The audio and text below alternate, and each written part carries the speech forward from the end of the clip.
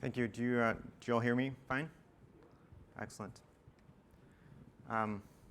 So no, this is not a Windows 95 screensaver.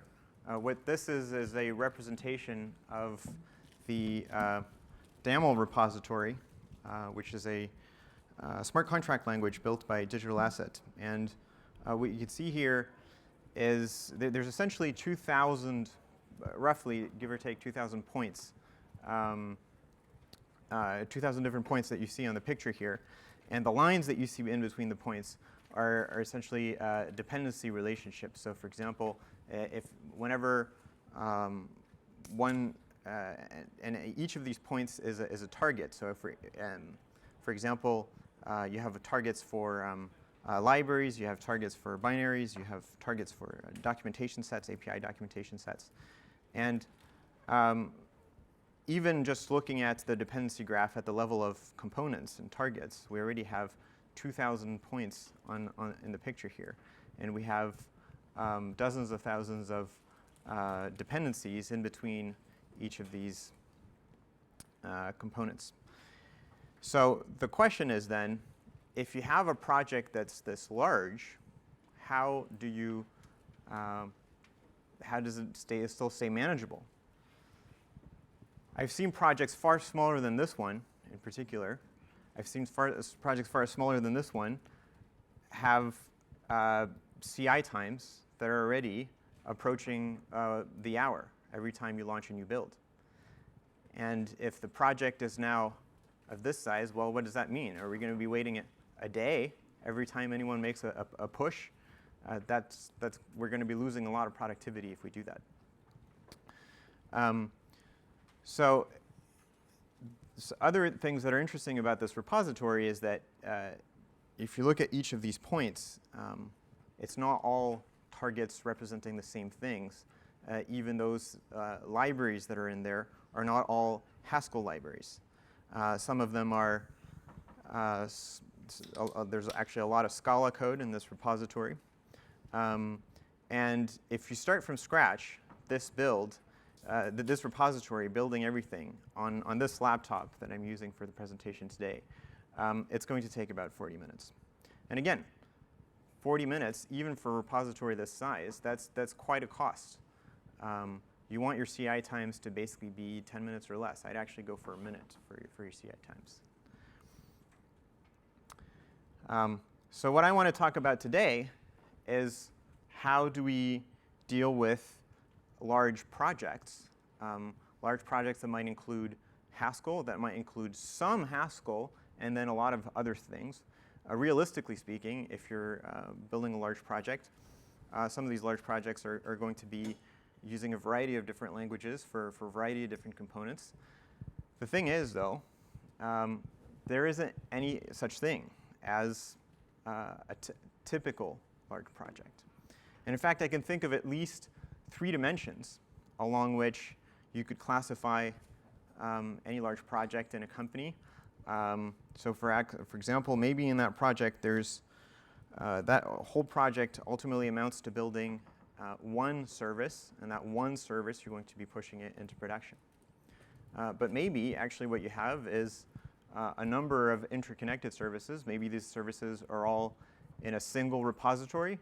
Maybe they're all in multiple repositories. And even if you have a single service, maybe it's multiple languages that are being used because you have a number of different components going into that one service, and each component could be implemented in a different language. Or maybe you're lucky and you found a way to actually implement the whole thing in a single language. Whichever the case, the point I'm trying to make here is that each and every, I just displayed 3 dimensions here, but really there's actually even more dimensions that you could think of. And they really are orthogonal to each other because if you just look at these 3 dimensions, you can basically span a whole cube, and every point along that cube makes sense. So for example, you could have a multi-repo monoservice that's multilingual. Or you could have a a multi-service monorepo and monolingual project. And so the question is, given this variety of use cases, is there a tool or is there a set of tools that we could use to, again, the ultimate goal here is always to keep the build times low, for the engineers on their laptops, and keep continuation integration times low. So whenever you publish a branch, feedback should be immediate, in particular for your reviewers. So we're going to be talking a lot about build systems in this talk. And something that's really confusing when we're talking about build systems is that there's a lot of people call a lot of different things build systems. A particular piece of naming that I'm going to introduce here is that you have some things that are focused on components. So for example, if I have a library, or if I have a single executable, some sets of technologies are going to help me build that one library or that one executable. Other tools are focused on projects. And so essentially, for those tools, we're looking at a set of libraries and a set of executables, along with possibly their dependencies that might be, some of them are not provided by the system, but there might even be system dependencies. So for example, maybe you probably depend on your system's C library for a lot of projects, glibc. So let me give you kind of an overview of what the landscape looks like in Haskell today. The first thing that we should mention is Cabal. And Cabal is, at least the way when I say Cabal, what I'm usually going to be referring to is the component-oriented system to essentially, if you have a component such as a library, it's the system that's going to be building the code for that library and ultimately get you back either a shared library or static library. And Cabal is a very old system. I mean, as far as I know, I saw traces of early versions of Cabal going all the way back to 2003. When people talk about Cabal, they actually sometimes talk about Cabal install, which is quite a different beast, because Cabal install is something that is project-oriented, at least today. And of course, in 2015, you also had another system that's fairly similar to Cabal install that was announced called Stack. So these two systems kind of play at the same level. They're both project-oriented build systems where if you have a set of libraries, you have a set of executables that depends on these libraries, you're going to be able to build, for example, using a single command, all of these things. And then, of course, you have further afield systems like Nix or system like Bazel. And notice the color scheme that I've used here. You can kind of, at the first level, you have Cabal, which is a component-oriented build system. And then you have Cabal install and Stack that are both project-oriented. Of course, so you can also use Nix or Bazel as project-oriented build systems. But the fundamental difference between Cabal install, Stack on the one hand, and Nix, Bazel on the other hand, is that while Nix and Bazel are likewise build-oriented build systems, they're also language-neutral or polyglot build systems. So Cabal install and Stack are Haskell-specific, whereas with Nix and with Bazel, there's nothing particularly Haskell-specific about them, or indeed Java-specific or C-specific. They're both designed as extensible systems, and so you can, in theory, add support for whatever language you want to either of these systems. So when it comes to managing the build times of your projects, I think you can all kind of guess that what it's going to come down to is anytime you build something once, you want to build it once and for all. If you build something once on your laptop, you don't want to be building that same thing again on your laptop, certainly. For example, if you haven't made any changes locally, you really don't want to be, the next time you launch the build commit, you don't want it to go on for 40 minutes if it went on for 40 minutes the first time around. Even better, if your colleague built something once, perhaps it would be nice if you didn't have to build that thing yourself on your laptop. If it was built on your colleague's laptop once, it would be great if you didn't have to build it at all, if you could just download it from a shared cache, for example. So imagine this. Imagine a very small fragment of a large project where we have the following dependency graph. And so you have a number of targets here, A, B, C, D, E. And so what I'm depicting here is that I'm saying you have the top-level target A that depends on two other targets that might be libraries, for example. Call them B and C. And those targets might themselves have dependencies. In particular, both B and D, in this case, depend on D. And then D itself depends on A.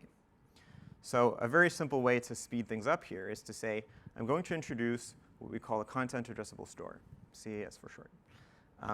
And this is a pretty simple structure. It's basically just, think of it as a key value store. And what we're going to do is that we're going to say, I'm going to start by building E. And E doesn't have any dependencies. So what I'm going to do is that I'm just going to look at the content of E, and I'm going to give that content a name. And then I'm going to look at whether I already have the result of building E in my key value store. Well, I'll have put that result in my table along with the name that I decided for the content of E. And then for D, who does have one dependency, i.e. The E component, well, I'm going to, in the names that I choose for the build artifact associated with D, I'm going to include the names of the, I'm going to include, the names that I chose for the dependencies. And so on for B, C, and A. This is a very simple way forward. I'm saying, hey, in order to avoid rebuilding things over and over, I need to introduce some kind of memory. And then I'm going to, so I have this associative memory that I introduced, and I just look things up before deciding to launch a build action. So if you have a cache like that, the natural thing to want to do is to then say, what if we share that cache among a number of users? So imagine you have Alice, Bob, and Carol who are all working together. And it would be really, really good if we could just share that cache among all three of those colleagues. The problem is that it's really hard to get caching right. And I showed you a pretty simple dependency graph previously.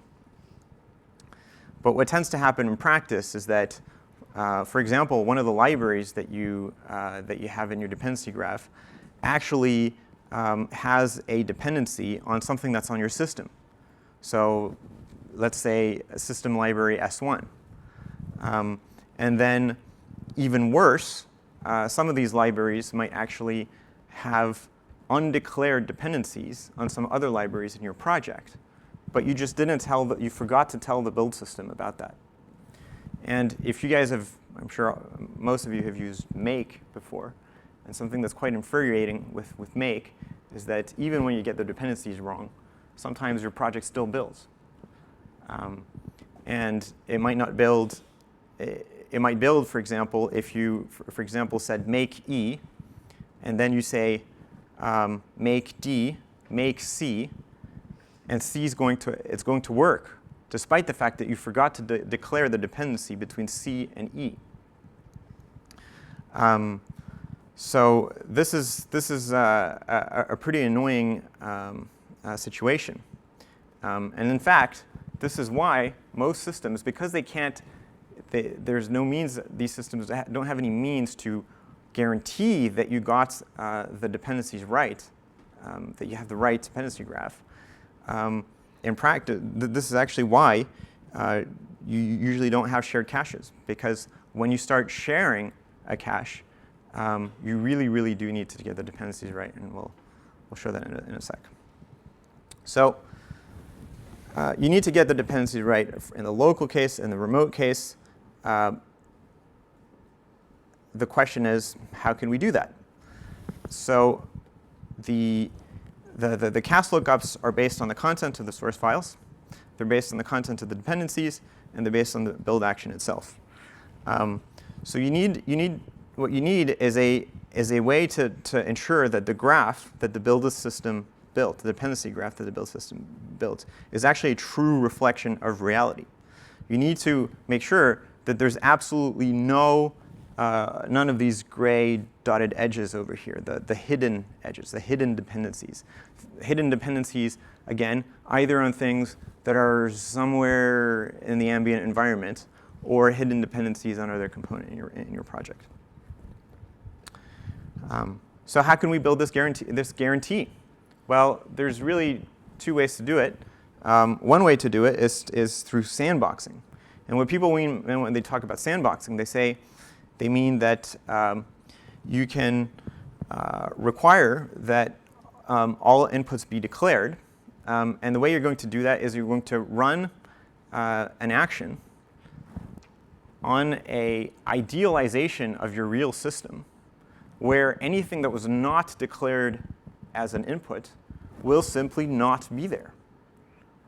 And so because it's anything that was not declared as an input isn't there, well, if your action depended on it, it's going to fail.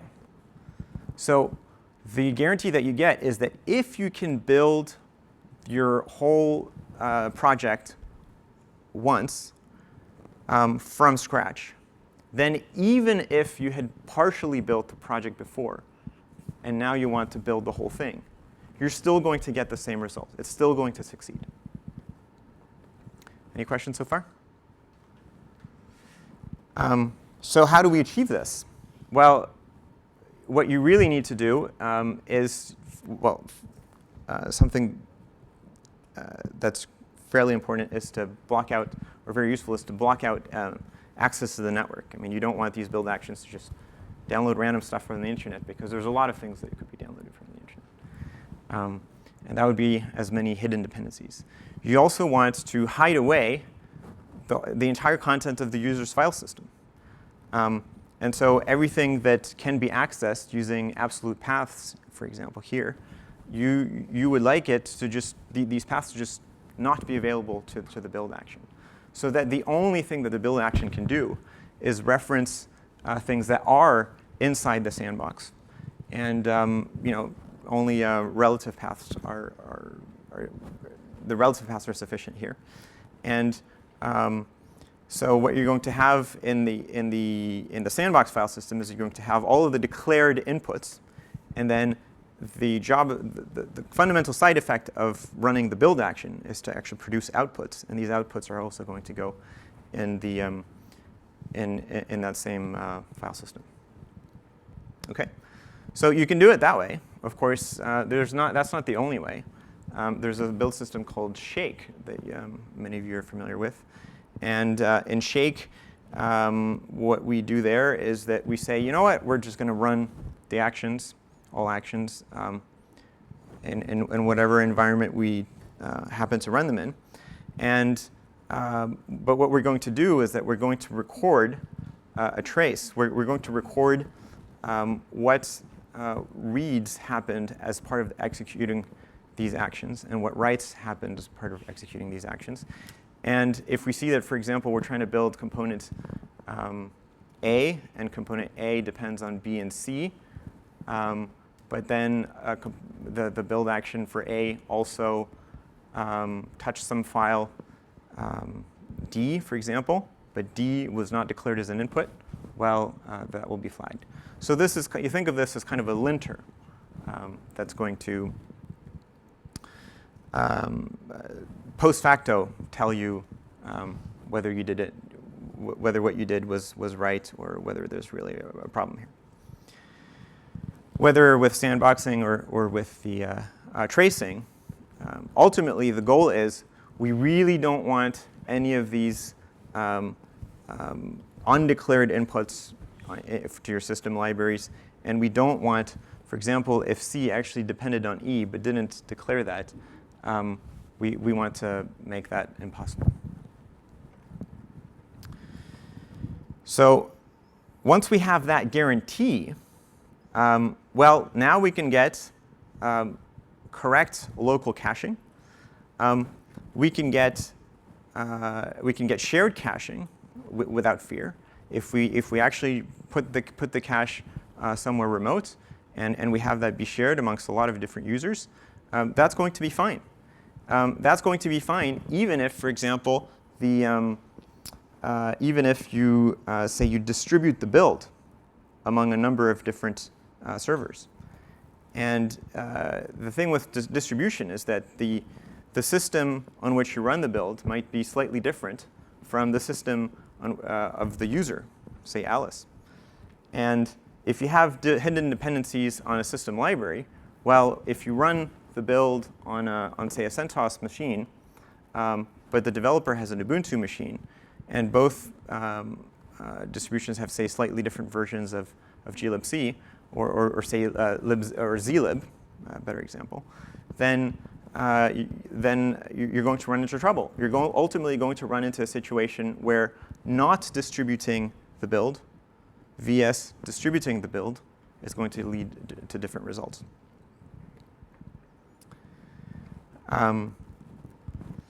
Now, we talked about the distributing builds making correct caching even more important. Well, consider if I have, for example, two inputs. Well, so I want two targets, foo and bar, and then I have baz that depends on both foo and bar.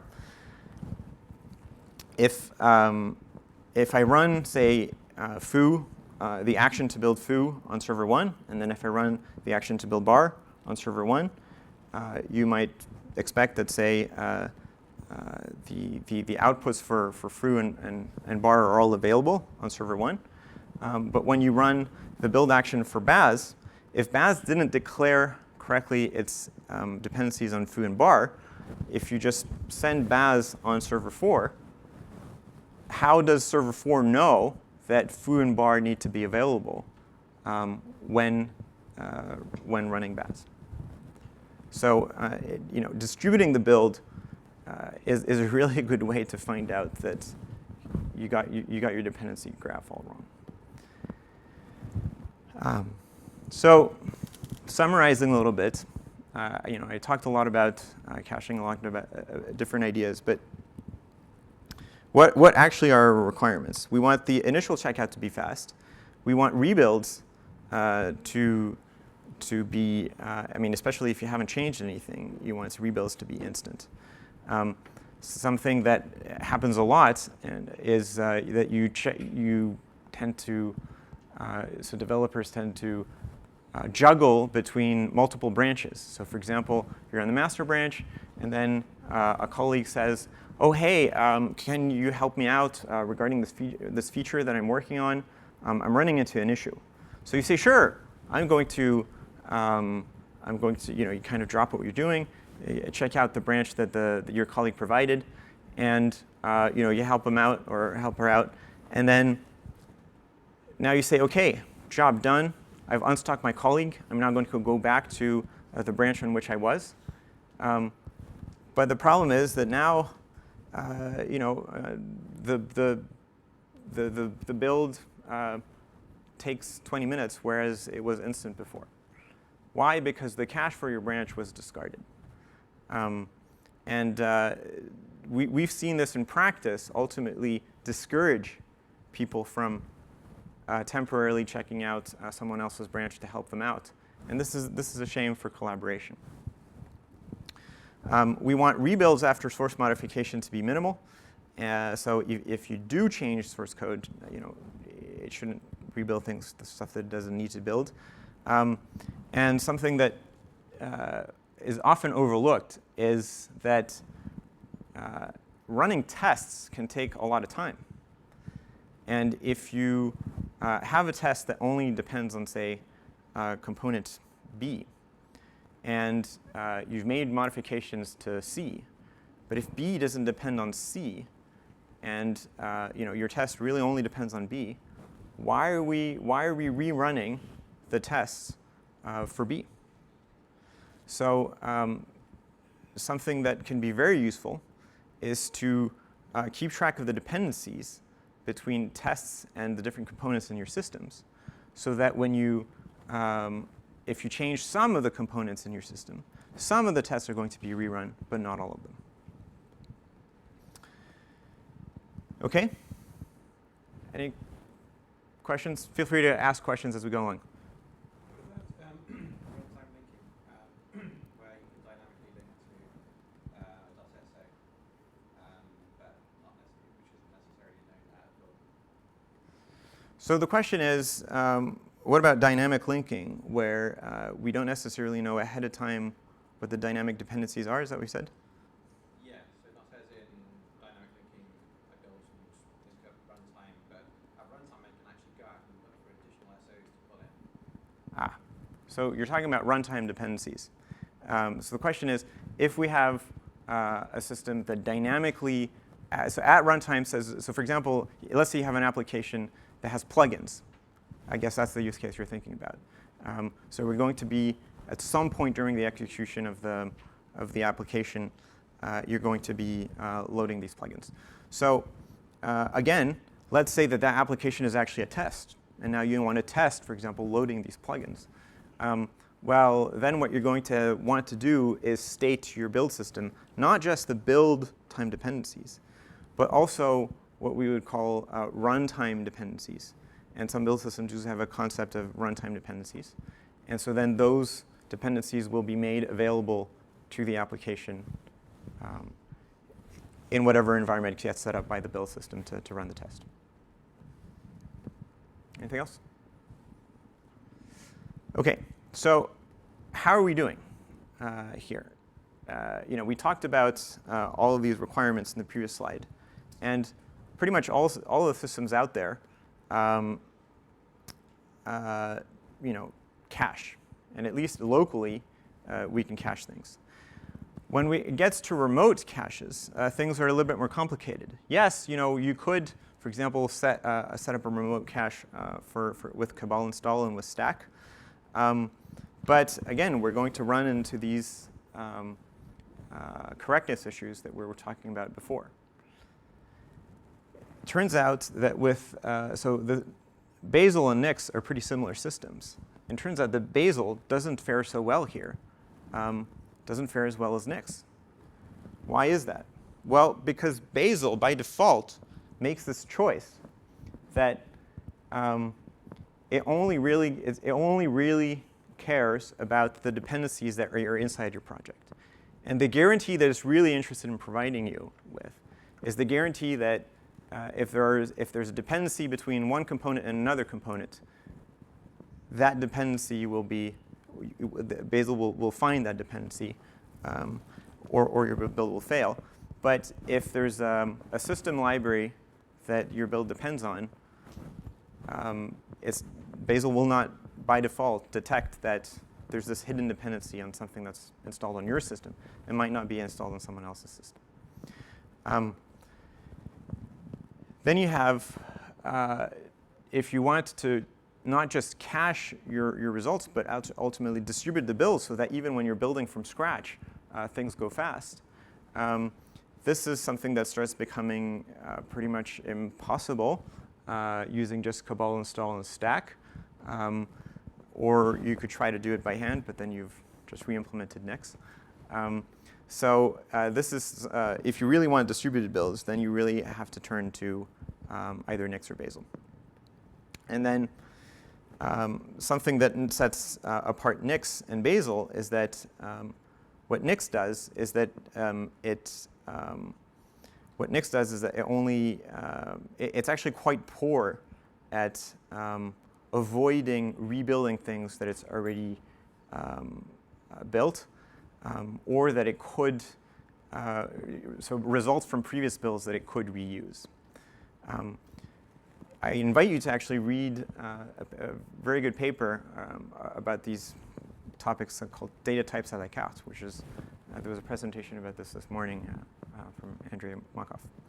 So, of course, we talked about efficiency also in the previous slide. And the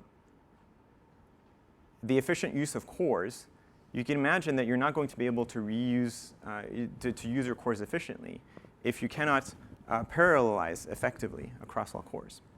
And if your build system only has a very coarse-grained view of the dependency graph, so for example, if all I know is that to build the package vector algorithms, I need the package vector, and that's really all I know, then I have to build all of vector before moving on to vector algorithms.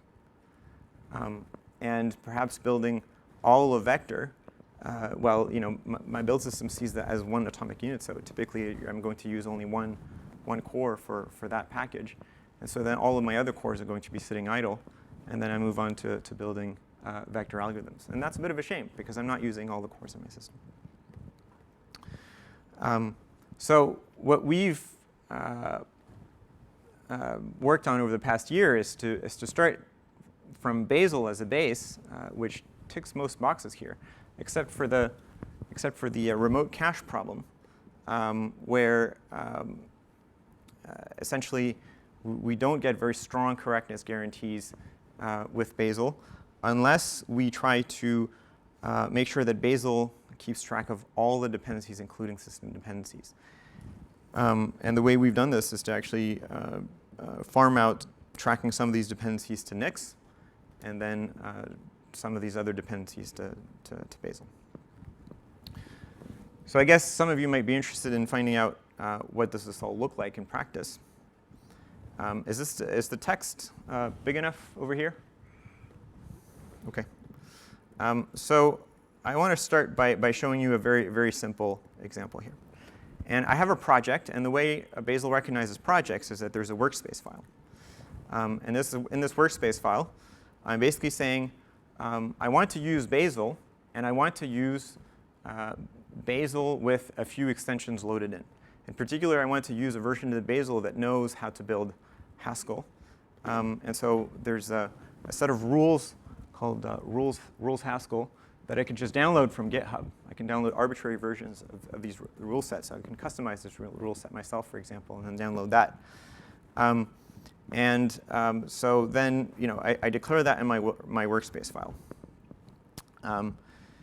Then what I'm also going to be doing in this project is that I'm going to be using GHC. I'm going to be using a tool chain. I need a tool chain to build all of my Haskell code. And what I'm saying here is that I'm saying I want Nix to provide me with a tool chain, so that, for example, if my tool chain changes, then the Nix will notice that my tool chain changes. I might have to rebuild GHC, for example. OK, so given this pretty simple boilerplate, I'm going to declare a few dependencies. And what we're going to start with here is we're going to start with a very simple example where I just build a simple binary. And all I have to do here is declare my dependencies in a very simple Python-like language. And so what I'm saying here is I'm saying I have a binary target, Haskell binary, called hello. And to build hello, you're going to need example.hs. We're going to need the source file, which I'm going to show you. Here. Very simple source file, just saying hello world. And then what I also need is I need base. I need base to be exposed. And base comes with a compiler. So I can, I'm just importing that target into base. OK. So now we want to just build hello. And then we can run hello. And if we look at the, to answer your question, you had a question about dynamic dependencies before. If we say run LDD on hello, there's a number of dependencies here. Some of the dependencies are coming from the next store, and some of these dependencies might be coming from my current project, and these are all going to be made available when I say Bazel run. Is that difficult to do with Nix? Because Nix wants everything to live inside its store. So when I'm linking to stuff which isn't in the Nix store, but I think that's what you're implying? Sorry, what's difficult to do in Nix? So you said that some stuff comes from the Nix store and some stuff doesn't. But the Nix store stuff all points to other stuff in the Nix store. So how do the two things? So one thing I mentioned previously is that Bazel kind of allows anything that comes from the system to seep into your sandbox, as it were. And this is why we can't actually track what you really depend on the system, because everything is exposed in the sandbox.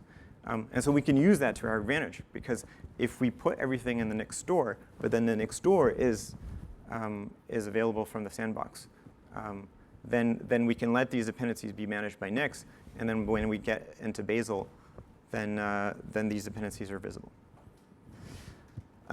OK, now the pretty cool thing here is that I can also have multilingual projects. And so in particular, I can have projects where I have Haskell libraries that might include some C code. I can package that up in a way that's accessible to a C binary and have these things just work. So let's look at an example of that. So here I have two libraries. I have library A and library B, and library B depends on library A. And then I have another folder in my repository where we have a number of additional targets that are defined. In particular, we have a C library, and then we have a C binary. And the C binary has a dependency on, itself depends on the Haskell library that we defined before. And this is also something that's very easy to do.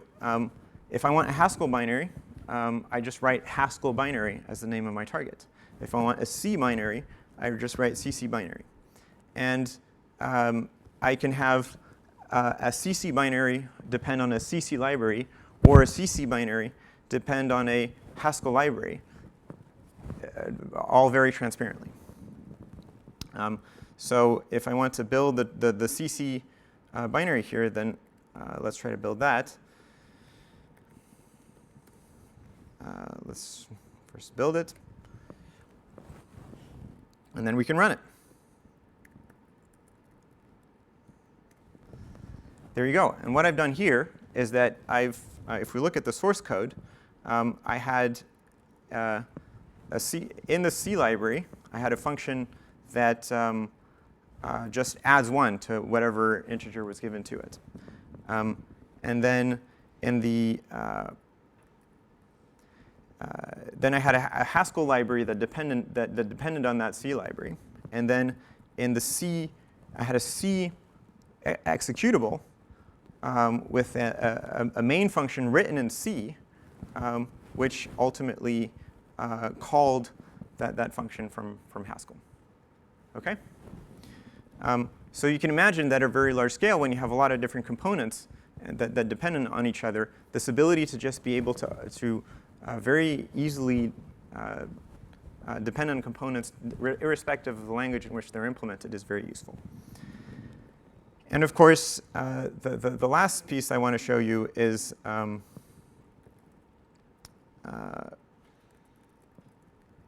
slightly more elaborate example.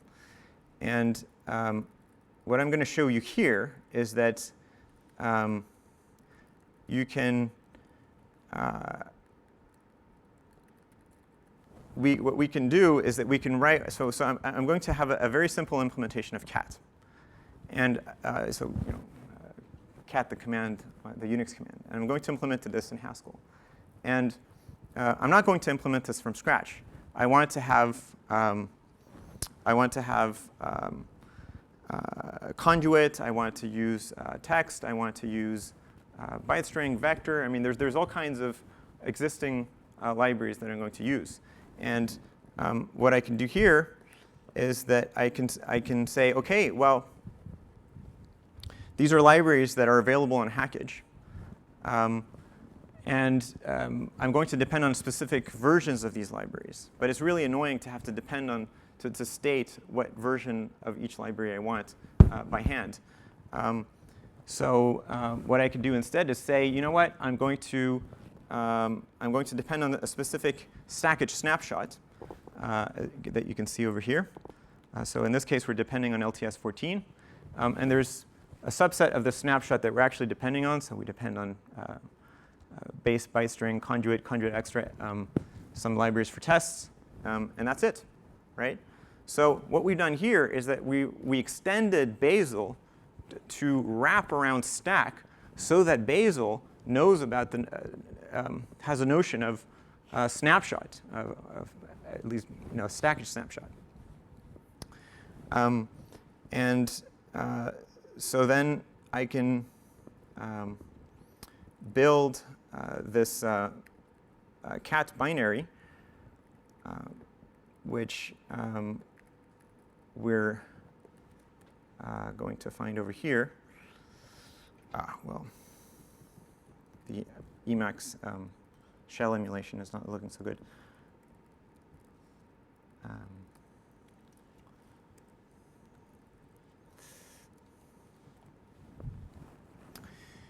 So there you go. Now we can. We're going to start. I've just launched the build for cat, and at the very top of the dependency graph, we have all of these Cabal libraries that are going to take some time to build. And after we've built all of these Cabal libraries, they'll be cached, and we can put that cache, something that I can show you later. We can put that cache in a shared location. We can even distribute the build of all of these Cabal packages on multiple machines at once to speed up the build. This is a live demo. I thought it'd be wise to not use the internet as part of this demo. So this is all running on my local laptop. It's going to take a few minutes to finish. But I just thought I'd launch this in the background and start answering questions, if there are any, just to show you that we can pretty conveniently build Cabal libraries from Bazel. So if I want to use Bazel and Nix, while at the same time having potential users of my libraries just use stack as well, can I do that? And how do I keep my .cabal and .bazel files synchronized? So what your .cabal file does is that it states some metadata about the package. In particular, it says to build, if I have a Cabal package foo, so I have foo.cabal. Foo.cabal will tell me what the dependencies of foo are. And we'll say that in the Cabal file. What we're doing with the stack snapshot, which is some kind of macro that gets that gets run from the workspace file, we've stated all of the dependencies of that macro explicitly to Bazel. In particular, we've said you have to watch out for those Cabal files. And if any of those Cabal files change, then you're going to have to rerun that. And you're going to have to recompute all of the dependencies. And so if you change your .cabal, then Bazel will notice that, will recompute all of the dependencies, will basically regenerate a dependency graph for all of your Cabal files, and then launch the build.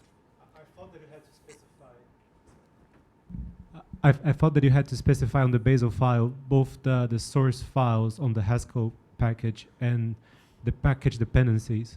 So that's what I was thinking. I was thinking there was duplication of information. So one comes from the other?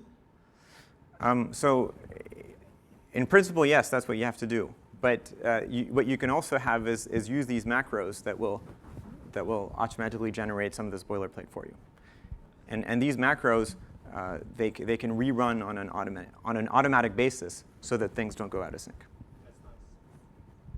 Unfortunately, we have run out of time.